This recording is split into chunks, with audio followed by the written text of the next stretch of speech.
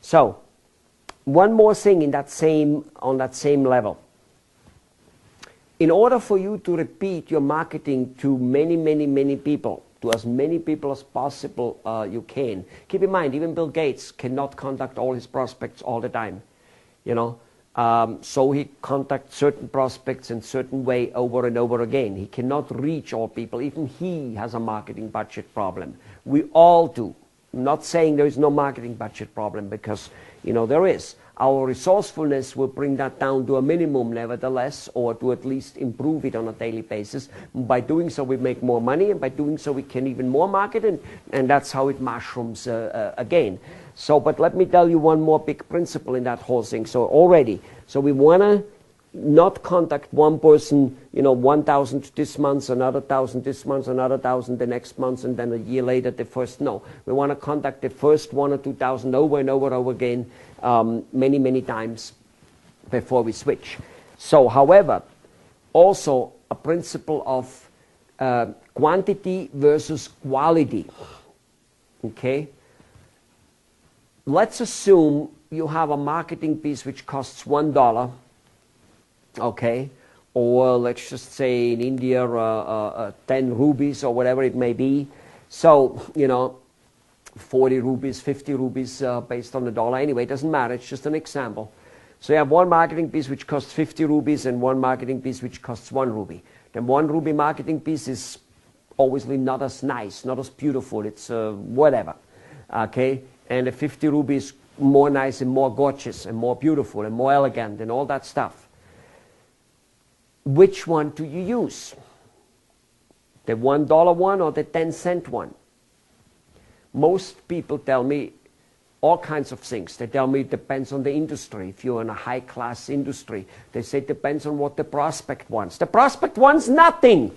He doesn't know you want to contact him.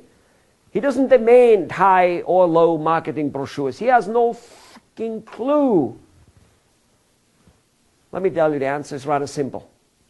It always, you opt for more marketing pieces for the same money. Would it be ideal to have a pretty damn beautiful marketing piece, let's just say for $1 or for 50 rupees?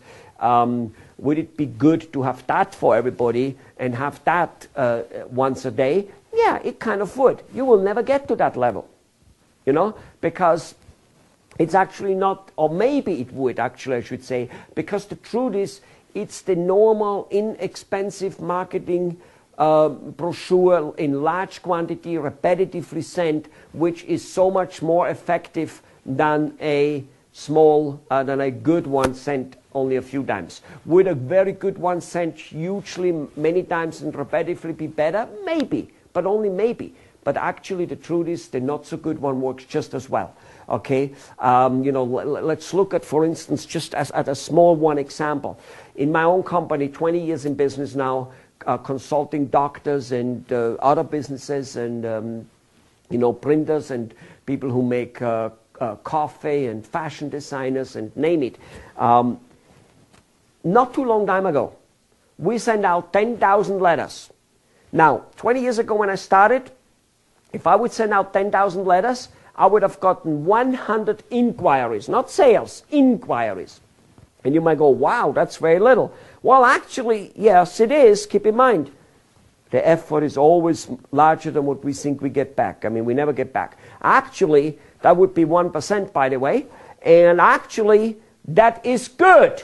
I attended a seminar at one time, and during that time, some, 18 years ago, and there was a colleague doing similar consulting, different, a little bit different, but a consultant nevertheless. And he found out that I get 1%, and he freaked out. He goes, oh my God, if I would get 1%, that would be fantastic. And he was actually bigger than I, okay? Quite a bit bigger than I. So in any case, 1% was quite good and quite acceptable. Inquiries. Sales, a whole different ballgame. 20, 30 some % of them in our particular field, industry, and with the way we operate.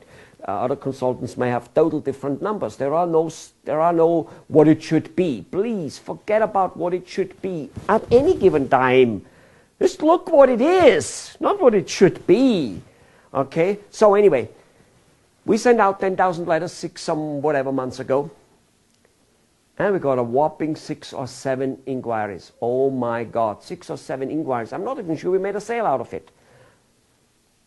On the other hand, and by the way, those 10,000 letters costed $7,000 for us to send out. Very cheap letters, nothing fancy at all. And by the way, it was nothing fancy back then, 20 years ago either.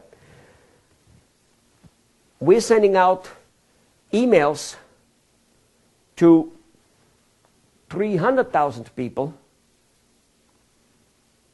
and we get 50 and 60 inquiries. How much does the 300,000 email cost us? Not even a fraction of the $6,000 the letters cost us. Now, again, please don't shut down on me if for some reason you think email doesn't work for your profession. It's all, and it's just one example on top of it. It's an example to show you the quantity of quality, type of things. There are so many other things. And on top of it, I don't think there's any industry in the world where email isn't going to do work. However, you might have to be resourceful on how to get the email. That's your responsibility to get the knowledge on how to get it, and I will give it to you. And of course, you need to do it. But again, there's much more to do it on how to be able to do cheap and inexpensive marketing in large quantity. This is just a small example, but the principle is this what it is, okay? All right, repetitiveness, and always opt for the less expensive marketing. Don't get told by anybody that it must be and should be elegant and all those type of things. If there really is a need for large and elegant brochures and marketing, which on an average there isn't, trust me.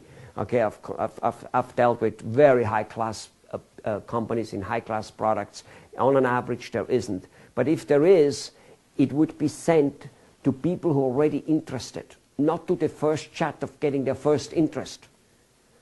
This shit about like first impression is the last impression you get, and all that, you get no second first impression. That is so overrated, it isn't even true. How many of you are married to a girl where the first impression wasn't exactly the greatest one, and blah, blah, blah, and or you made no impression at the first impression, and you managed anyway. All right, so anyway, that's just all there is to it, okay? That first, I'm not saying one couldn't have a good first impression. I'm not saying that. I'm just saying life isn't over if the first impression isn't good.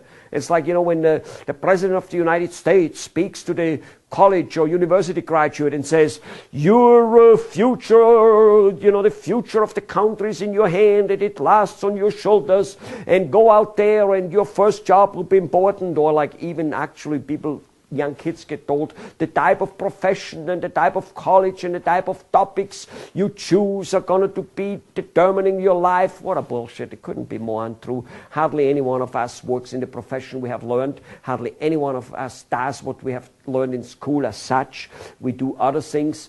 No, life isn't over because your first impression isn't there. But the quantity of impression, if you don't do that, then your life will be pretty much over. All right, let's go to the next topic again.